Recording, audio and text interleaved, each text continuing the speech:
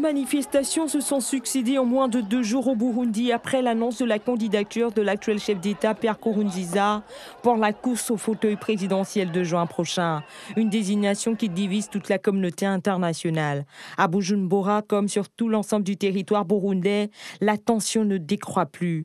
Les populations qui tiennent mordicus au respect de leurs revendications affrontent dans les rues les forces de l'ordre qui disent maintenir la stabilité dans le pays. Il faut respecter les accords d'Arusha en Tanzanie qui mirent fin à la guerre civile en 2000 dans le pays. C'est l'essentiel du message porté par les diplomaties occidentales, inquiètes de la situation qui prévaut dans ce pays situé dans la zone des Grands Lacs.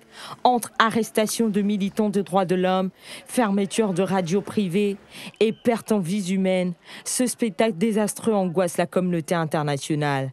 Mais le régime au pouvoir estime qu'il n'y a pas de violation de constitution, encore moins des accords d'Arusha, puisque les gens sont allés en Tanzanie pour le rétablissement de la démocratie dans le pays.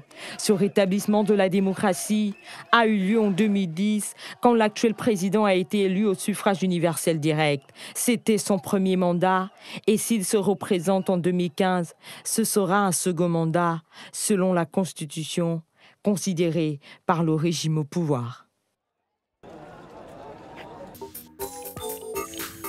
Les derniers chiffres communiqués par le ministère de l'Intérieur font état de près de 5000 personnes tuées et près de 7000 blessées par le séisme de magnitude 7,9 qui a frappé la région de Katmandou, la capitale. Mercredi, la police anti-émeute népalaise a dû intervenir pour contenir la colère des milliers de Népalais voulant quitter Katmandou 4 jours après le séisme. Hier, le gouvernement a annoncé qu'aujourd'hui, les bus allaient partir à 6 h du matin pour différentes régions du Népal. Il devait y avoir 500 bus qui iraient de Banesvor, Metigar ou Tenkun.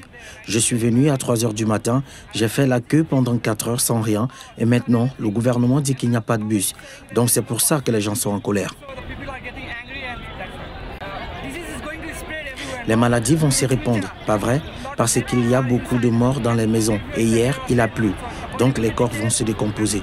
L'aide internationale a commencé à arriver dans ce pays. Toutefois, les répliques du séisme, les dégâts sur les infrastructures et le manque de moyens financiers ralentissent le déploiement des secours. Rappelons que le Népal, à l'instar de tout le reste de l'Himalaya, où se rencontrent les plaques tectoniques indiennes et eurasiennes, est une région à forte activité sismique. Devenu une culture universelle aux facettes multiples souvent méconnues en une quarantaine d'années, le mouvement hip-hop est au cœur d'une exposition événement à l'Institut du monde arabe sous la direction artistique du rappeur Akhenaton. Pour la première fois dans le pays, la culture hip-hop, qui est un véritable médium artistique d'expression sociale et politique pour la jeunesse, s'exposera en toute liberté dans cet institut. Une exposition qui dévoilera l'image même de ce style musical de la culture urbaine. Moi, ce que j'aimerais, c'est que les gens qui ne connaissent pas forcément le hip-hop, qui viennent voir cette exposition, s'aperçoivent que ce n'est pas une culture d'animateurs sociaux qui ont eu de la chance ou de délinquants qui sont des caïds milliardaires. C'est une culture profonde qui a des racines profondes, même plus loin que le rap aux États-Unis. Au départ, un phénomène underground, le hip-hop arabe est devenu rapidement, grâce aux réseaux sociaux et le web, un désir grandissant de dignité, de liberté et d'un futur meilleur. Les acteurs du hip-hop dans les pays arabes sont soumis à des distorsions auxquelles nous ne sommes pas soumis, parce que depuis la chute du califat en 1914, ils ont connu colonisation, décolonisation, dictature et guerre. Le rap est le reflet de 100 ans de période mouvementée. Sur plus de 1000 mètres carrés, près d'une centaine d'œuvres historiques d'artistes américains, français et arabes seront déployés aux côtés de documents d'archives dans une scénographie unique. Le rap, et c'est très bien expliqué, et la culture hip-hop sont une culture et une musique de divertissement de 1972 à 1982. Le rap engagé aux États-Unis, commercialement parlant, a tenu le haut de la fiche de 86 à 91. 5 ans sur 40.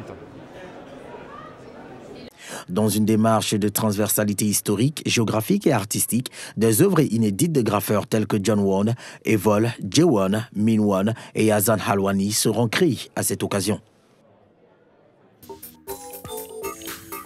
Avant la mise en place du couvre-feu hier mardi par la police de Baltimore, plusieurs groupes de fanfares et de danseurs de rue ont défilé dans les quartiers touchés par les émeutes des derniers jours pour changer l'image de la ville.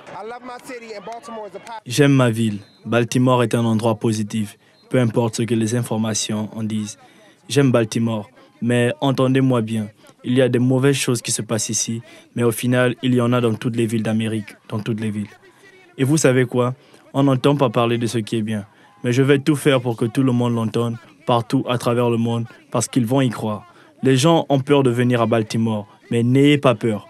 On n'a pas peur de venir ici pour défiler avec nos enfants.